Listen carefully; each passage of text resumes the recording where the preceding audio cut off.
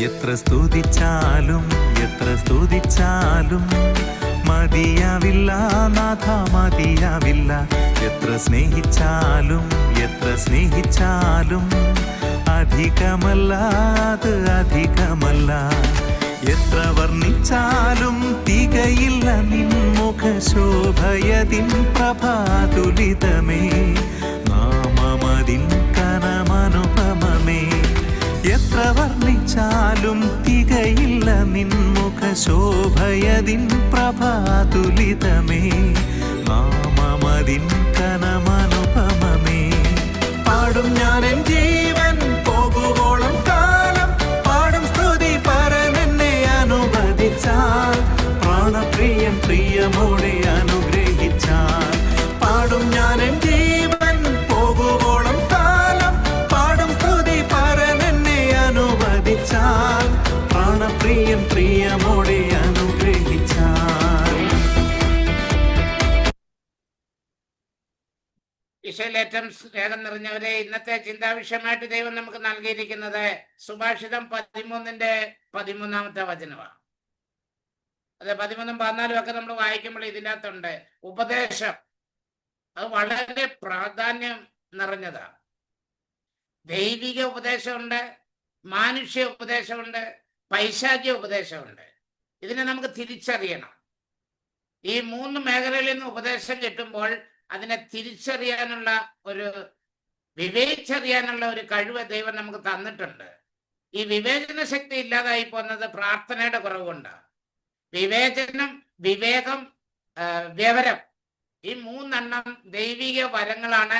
അത് എല്ലാ മനുഷ്യരിലേക്കും ദൈവം പെട്ടെന്ന് നൽകുന്ന ഒരു വരമാണ്. പരിശുദ്ധാത്മാവിന്റെ വരങ്ങളിൽ ഏറ്റവും ഈസി ആയിട്ട് പെട്ടെന്ന് കിട്ടുന്ന ഒരു വരമാണ് വിവേചനം, വിവേകം, വിവരം. എന്നാലേ നമുക്ക് നമ്മുടെ ജീവിതത്തിലെ ഒരു അടിത്തറയുള്ളൂ. ഈ 3 ഇല്ലെങ്കിൽ എത്ര ഡിഗ്രി ഉണ്ടെങ്കിലും വിവരമില്ലാതെ സംസാരിക്കുന്നവരെ നമ്മൾ കാണുന്നുണ്ട്. അതുകൊണ്ട് ഉപദേശം, മറ്റുള്ളവരുടെ ഉപദേശം, ദൈവിക ഉപദേശം വളരെ പ്രാധാന്യം ചെന്നതാണ്. അതുകൊണ്ടാണ് ഇവിടെ പറയുന്നത്, ഉപദേശം നിന്ദിക്കുന്നവൻ തനിക്ക് തന്നെ നാശം വരുത്തി വെക്കുന്നു. നമ്മൾ കൗൺസിലിനൊക്കെ പോകുമ്പോൾ ഉപദേശം സ്വീകരിക്കാൻ പോകുന്നതാണ്. ഒരു ധ്യാനഗുരുവിനെയൊക്കെ കാണുന്നത് പല കാര്യങ്ങൾ പറഞ്ഞിട്ട് അതിനൊരു ഉപദേശം അവർ തരുമ്പോൾ, കുമ്പസാരിക്കുമ്പോൾ ഒരു ഉപദേശം തരും. പക്ഷെ പലപ്പോഴും ഈ ഉപദേശത്തെ നമ്മളെ നിന്ദിക്കുന്നത് കൊണ്ട്, അത് പ്രാവർത്തികമാകാത്തത് കൊണ്ട് നമുക്ക് തന്നെ നാശം വരുത്തുന്നുണ്ട്.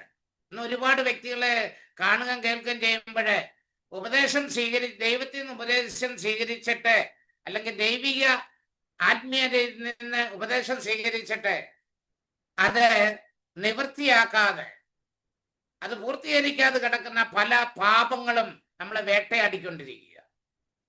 ഇവിടെ 14 വചനം, ഉപദേശം നിന്ദിക്കുന്നവൻ നാശം വരുത്തുന്നെന്ന് പറയും.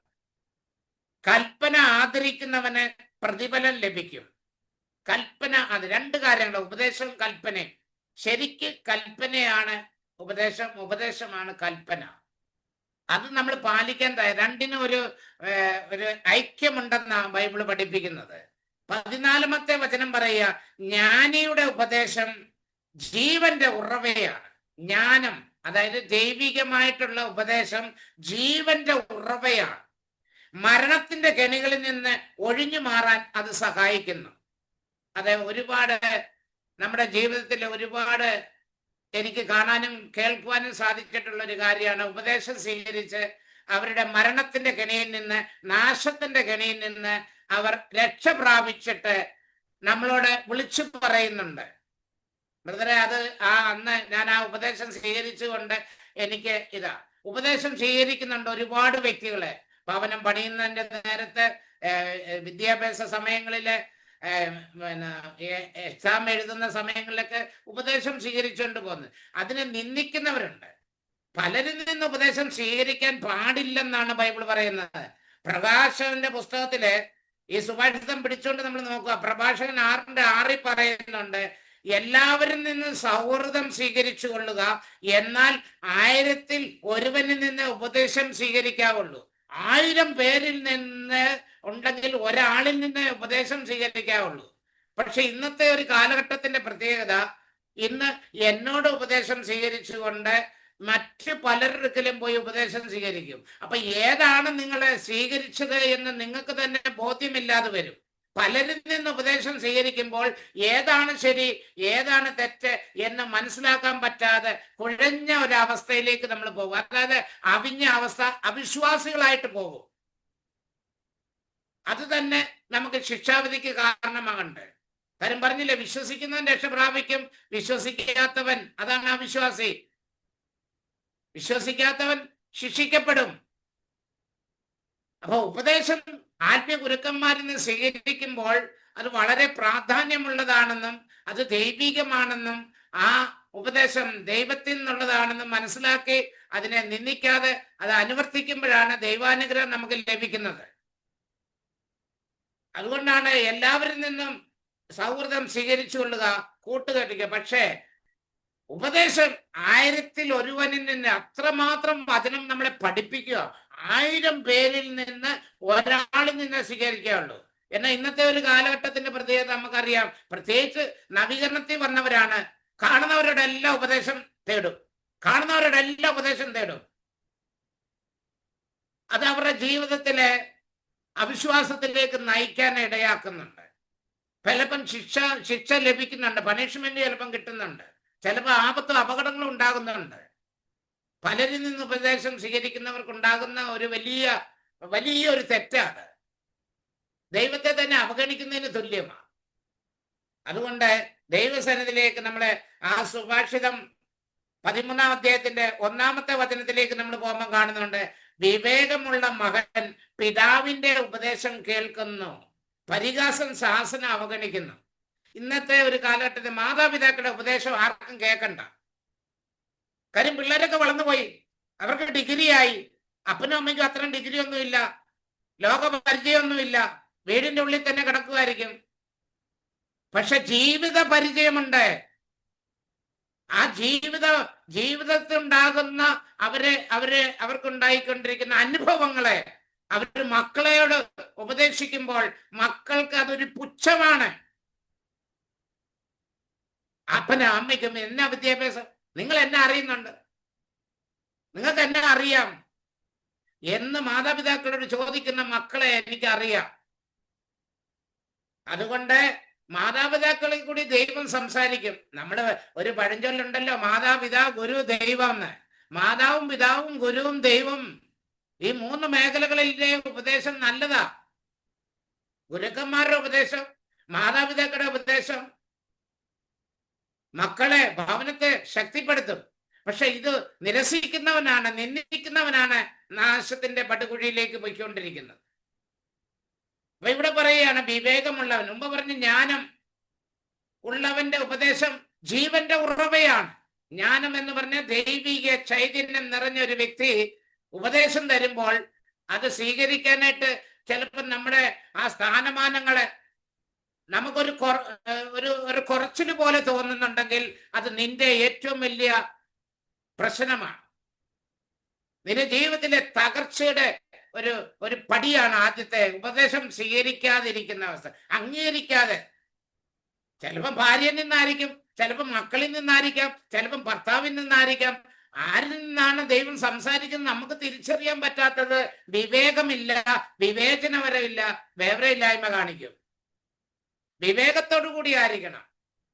സാഹചര്യങ്ങളും സന്ദർഭങ്ങളും എല്ലാം മനസ്സിലാക്കിക്കൊണ്ട് നമ്മൾ അതിനെ അക്സെപ്റ്റ് ചെയ്യാൻ, സ്വീകരിക്കാനുള്ള മനോഭാവം നമുക്കുണ്ടെങ്കിൽ അപ്പം നമുക്കറിയാം. പ്രഭാഷകന്റെ പുസ്തകത്തിൽ പറയുന്നുണ്ട്, പ്രഭാഷകൻ 37-ാം അധ്യായത്തിലേക്ക് നമ്മൾ പോകുമ്പോൾ അവിടെ പറയുന്നുണ്ട്, 12-ാമത്തെ വചനത്തിലേക്ക് നമ്മൾ പോകുമ്പോൾ പറയുകയാണ്, ആരാണ് ജ്ഞാനം, ആരാണ് ദൈവഭക്തിയുള്ളവരെ.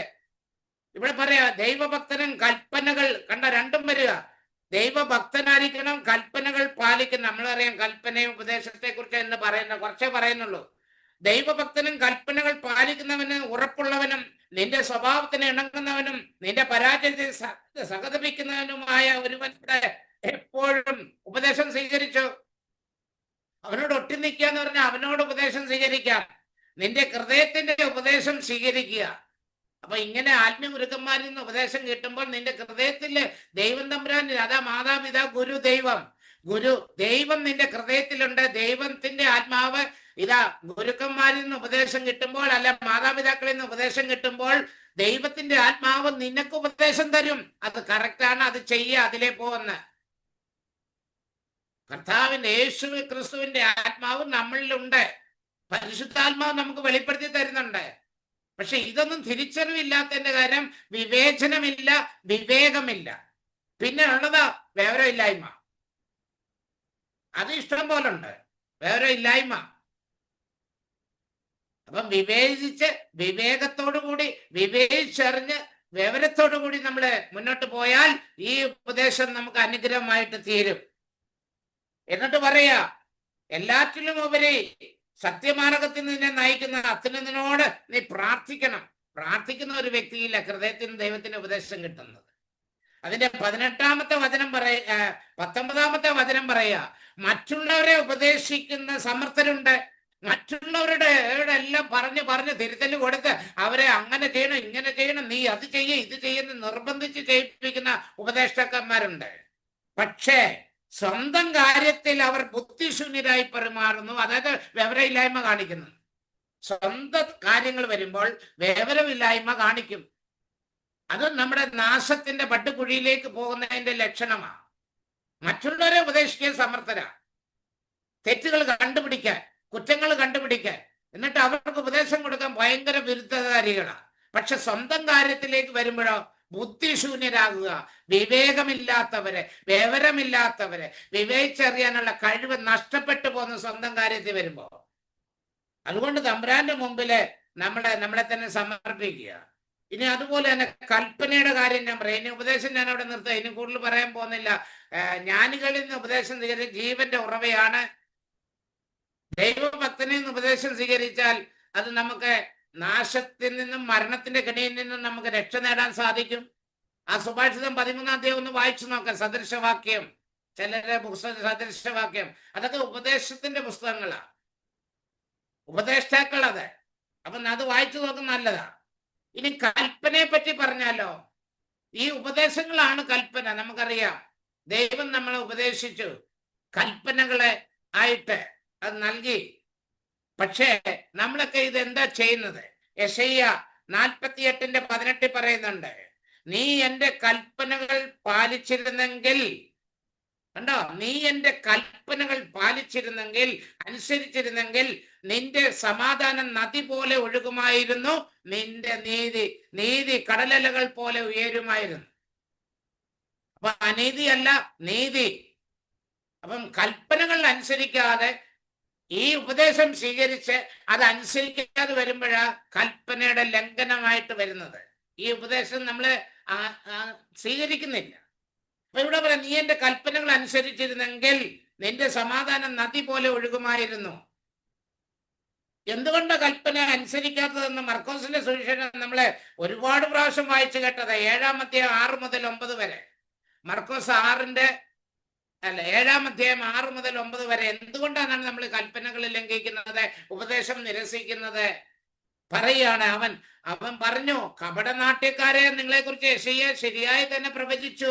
അവൻ എഴുതിയിരിക്കുന്നു, ഈ ജനം ആദരം കൊണ്ട് എന്നെ ബഹുമാനിക്കുന്നു, എന്നാൽ അവരുടെ ഹൃദയം എന്നിൽ നിന്ന് വളരെ ദൂരെയാണ്. അപ്പൊ എങ്ങനെയാണ്? നമ്മൾ ദൈവത്തെ വിളിക്കും, പ്രാർത്ഥിക്കും, ഉപവസിക്കും, എല്ലാം ചെയ്യും. പക്ഷെ നമ്മുടെ ഹൃദയം ദൈവത്തിൽ നിന്നാകുന്ന, മനുഷ്യനെ കാണിക്കാൻ എല്ലാം ഉണ്ട്.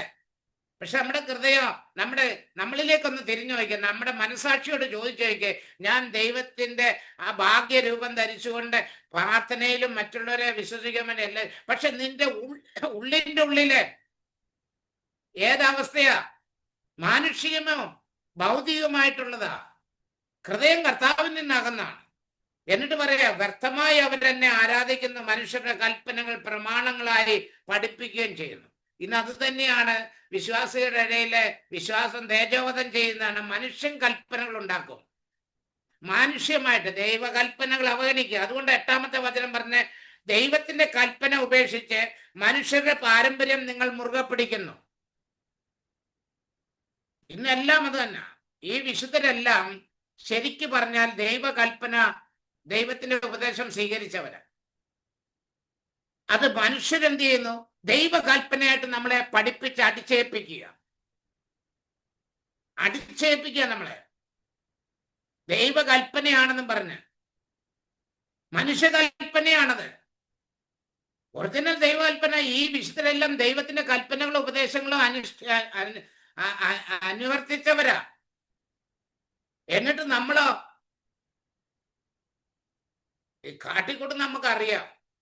എല്ലാ രീതിയിലും നോക്കുമ്പോൾ മനുഷ്യനെ പിഴിഞ്ഞ് ഏതെങ്കിലും വിധത്തിൽ കച്ചവടം നടത്തുക.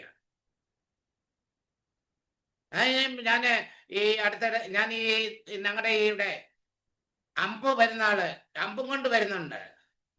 150 രൂപ വെച്ച് വേണം വെടിക്കെട്ടിന്. ഇത് ഏത് നിയമത്തിലായിരുന്നു വെടിക്കെട്ട് വേണമെന്ന്? ഒരു വീട്ടിൽ നിന്ന് 150 രൂപ വെച്ച് വരുമ്പോ എത്രായിരം രൂപ. അപ്പൊ ഇതൊരു കച്ചവടമാക്കുമല്ലേ? തിരുനാളുകളാണ് പ്രസിഡന്തി, 2000 പ്രസിഡന്തിയൊക്കെ 5000 രൂപ വെച്ച് 2000 പേർ എത്ര ലക്ഷങ്ങളാണ് ഉണ്ടാക്കുന്നത്. അതും പാവപ്പെട്ട കുടുംബത്തിൽ നിന്നൊക്കെയാ പ്രസിഡന്റിയാക്കി ശിരസിൽ ഒരു കിരീടം കൂടെ വെച്ച് കഴിഞ്ഞാൽ പിന്നെ അവരങ്ങ് സ്വർഗത്തിലിരിക്കുക, ബുദ്ധിഹീനരായിട്ട് മാറുക. ദൈവകൽപ്പനകളെ ലംഘിച്ചുകൊണ്ട് മനുഷ്യന്റെ കൽപ്പനകൾ മുറുകെ പിടിക്കുന്നു. എന്നാൽ എന്തുവേണ്ടി ആൾക്കാരാണ് ദൈവത്തിന്റെ വിശ്വാസത്തിന്റെ പേരിൽ തേജോവധം ചെയ്ത് കൊല്ല ചെയ്ത് ആ ഒരു ചെറുവിരൽ പോലും അനക്കുന്നില്ലെന്നുള്ളത് സത്യമാണ്.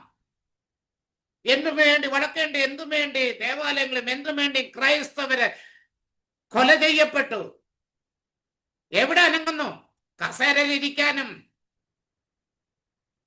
എല്ലാം വെച്ചുകൊണ്ട് വലിയ ആളുകളിച്ച് മീഡിയയുടെ മുന്നിൽ പ്രസംഗിക്കാൻ അറിയാം. ഈ പ്രശ്നമുള്ള സ്ഥലത്തൊന്ന് പോയി പ്രസംഗിച്ചു നോക്കി, അപ്പൊ അറിയാം വിവരം. കസേരയിൽ ഇരിക്കാനും തൊപ്പി വെക്കാനും അല്ലെങ്കിൽ മീഡിയയുടെ മുമ്പിൽ പ്രഘോഷിക്കാനും ഒക്കെ എല്ലാവർക്കും സാധിക്കും. ജീവന്റെ പോരാട്ടമാണ് വടക്കേ ഇന്ത്യയിലെ ക്രൈസ്തവർ അനുഭവിക്കുന്നത്. വളരെ വേദനയോട് കൂടി പറയുക, പറയാതിരിക്കാൻ നിവൃത്തിയില്ല. കാര്യം എന്നെ പോലുള്ളവരൊക്കെ പറയുമ്പോ ഔട്ടാ, ഞാൻ ഔട്ടാ, ദൈവത്തിൽ നിന്ന് ഔട്ടല്ല. ഈ കൽപ്പന, ഈ ദൈവ കാര്യങ്ങൾ പറയുമ്പോൾ, ഒറിജിനലായിട്ട് പറയുമ്പോൾ അവരുടെ വരുമാനം കുറയും. വരുമാനം കുറയുന്നത് കൊണ്ട് പൗലോസിനെ കൊണ്ടുവന്ന് ഒരു അശുദ്ധാത്മാവ് ബാധിച്ച ഒരു സ്ത്രീ പരീക്ഷന്മാർക്ക് നിയമജ്ഞരൊക്കെ പൈസ ഉണ്ടാക്കി കൊടുക്കായിരുന്നു. ദർശനം പറഞ്ഞ് വെളിപ്പാടുകൾ പറഞ്ഞ് പൗലോസ് വന്നിട്ട് സാഹസിച്ചപ്പോൾ അവിടെ ദർശനം പോയി, എല്ലാം പോയി. അവരുടെ വരുമാനം നഷ്ടപ്പെട്ടപ്പോൾ അവര് ആ പൗലോസിനെയൊക്കെ ഏതെങ്കിലും വിധത്തിൽ ജയിലിലാക്കാൻ, തടവിലൊക്കെ ആക്കിയതിന്റെ കാരണം അതാ. സത്യം തുറന്നു പറഞ്ഞു, അവളിലുള്ള ദുഷ്ടകരുവിയുടെ പ്രവർത്തനം ഇല്ലായ്മ ചെയ്തതിന്റെ പേരില് അവരുടെ വരുമാനം കുറഞ്ഞുകൊണ്ട്. അതുപോലെ നമുക്കറിയാം, ഈശോയെ ഒരു ദേശത്തു നിന്ന് ഓടിച്ചു വിടുക. കാരണം എന്താണെന്നറിയോ? ഒരു മനുഷ്യനെ സൗഖ്യപ്പെടുത്തിയത് കൊണ്ട്.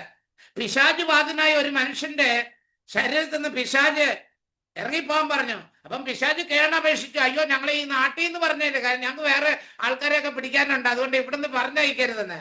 പിന്നെ എന്ത് വേണമെന്ന് ചോദിച്ചു. ഈശോ തമ്പുരാൻ ആ പിശാചുകളെ, ആ കേണപേക്ഷിച്ചുള്ള യാചന പോലും കേട്ടു, കള്ളന്റെ യാചന കേട്ടു. ആ പിശാച് ബാധിതനായ മനുഷ്യൻ എന്റെ ദേഹത്തിരുന്ന പിശാചുകൾ പറഞ്ഞ് ഞങ്ങളെ പന്നിക്കൂട്ടത്തിലേക്ക് വിട്ടേക്കാൻ.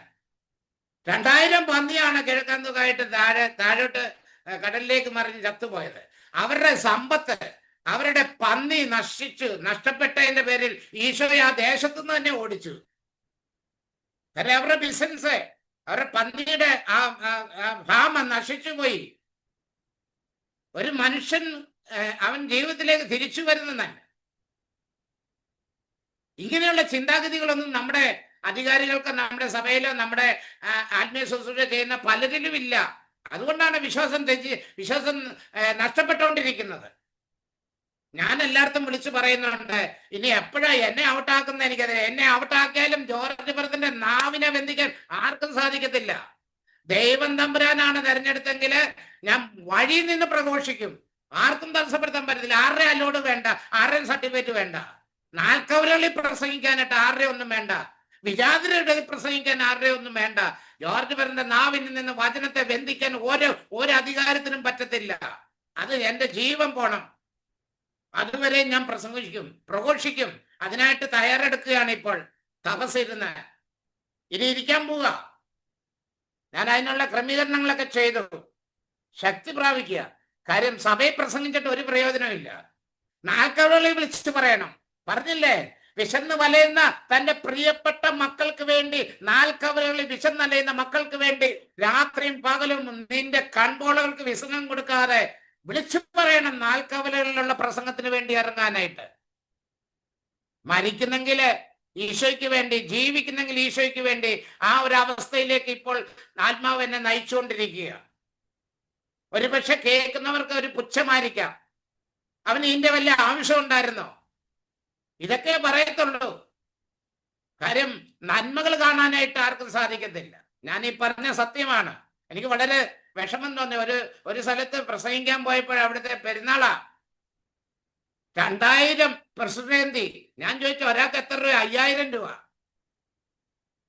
ഒന്ന് ചിന്തിച്ചേ, 2000 വെച്ച് ഒന്ന് ചിന്തിച്ചു നോക്കിയേ. 2000 പ്രസിഡന്റി 500 രൂപ 5000 രൂപ വെച്ച് നോക്കുമ്പോൾ 10 ലക്ഷം രൂപ പടക്കം പൊട്ടിക്കാൻ, ആഡംബരത്തിന്. വളരെ വേദനയോട് പറയുക. നിങ്ങൾക്കൊന്നും അറിയില്ല. കാര്യം നിങ്ങളൊക്കെ വീടിനകത്ത് തന്നെ ഇരിക്കുന്നുണ്ട്.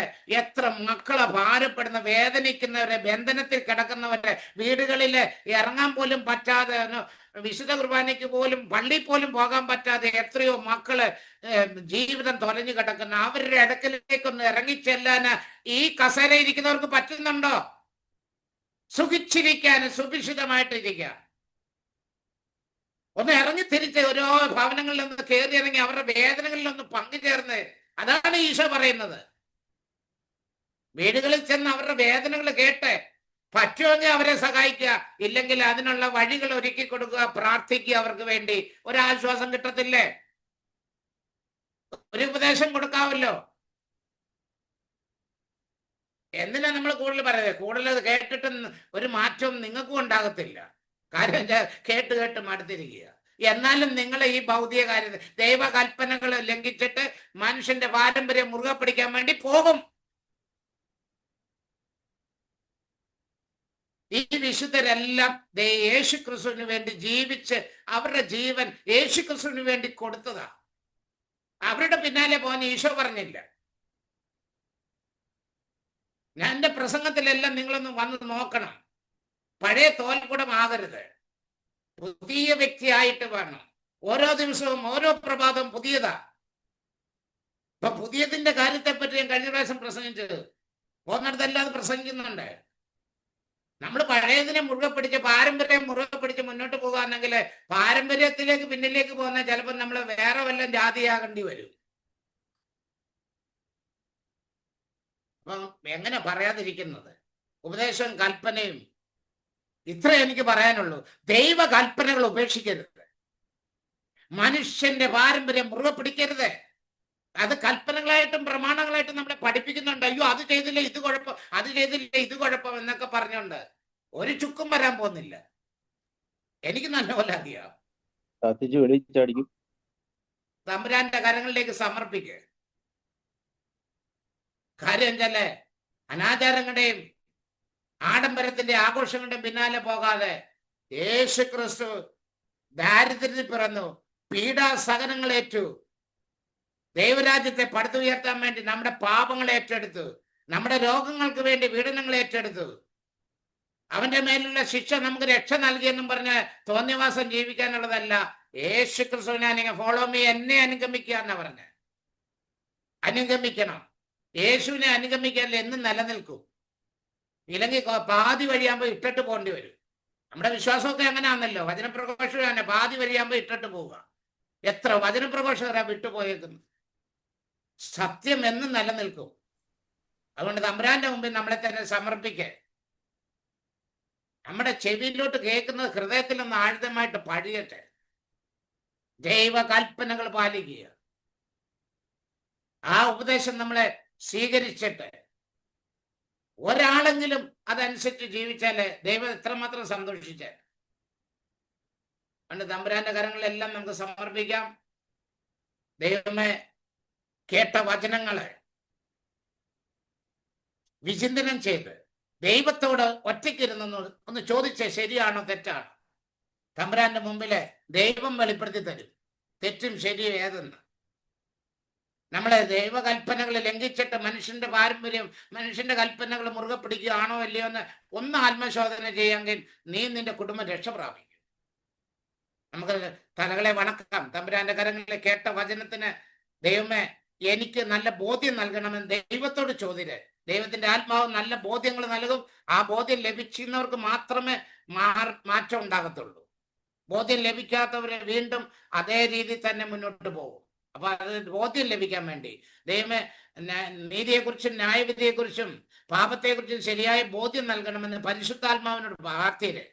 പരിശുദ്ധാത്മാവ് വെളിപ്പെടുത്തി തരും. അപ്പം മാറിയാൽ മതി. പരിശുദ്ധാത്മാവ് നമ്മളെ രൂപാന്തരം, പരിശുദ്ധാത്മാവ് എല്ലാ കാര്യങ്ങളും അറിയിക്കും. അങ്ങനെ അറിയിക്കുന്നവർ അതിൽ നിന്നൊക്കെ മാറിക്കൊണ്ടിരിക്കുക. ഈ അടുത്തിടെ വലിയ വലിയ വചനപ്രഘോഷകർ എൻ്റെ ഒക്കെ പറയുകയുണ്ടായി. ഞാൻ പറയുക, നമുക്ക് ഈ സഭയിൽ നിന്ന് മാറിയിട്ട് ലാറ്റിൻ സഭയിൽ പോകരുത്. ഞാൻ പറഞ്ഞു, ഏതെല്ലാം മാറി മാറി സഭകളിൽ പോയാലും എല്ലായിടത്തും ഇത് തന്നെയാ പ്രശ്നം. നമുക്കാ മാറ്റം വരേണ്ടത്, അല്ല സഭയിൽ നിന്ന് മാറാനല്ല ദൈവം. സഭയിൽ നിന്ന് മാറണ്ട, നമുക്കൊരു മാറ്റം വരണം. പക്ഷെ നമുക്കത് ചെയ്യണം. തമ്പുരാന്റെ കരങ്ങളിൽ നമുക്ക് സമർപ്പിക്കാം. ദൈവം നമ്മെ അനുഗ്രഹിക്കട്ടെ. പിതാവിന്റെയും പുത്രന്റെയും പരിശുദ്ധാത്മാവിന്റെയും നാമത്തിൽ ആമേൻ.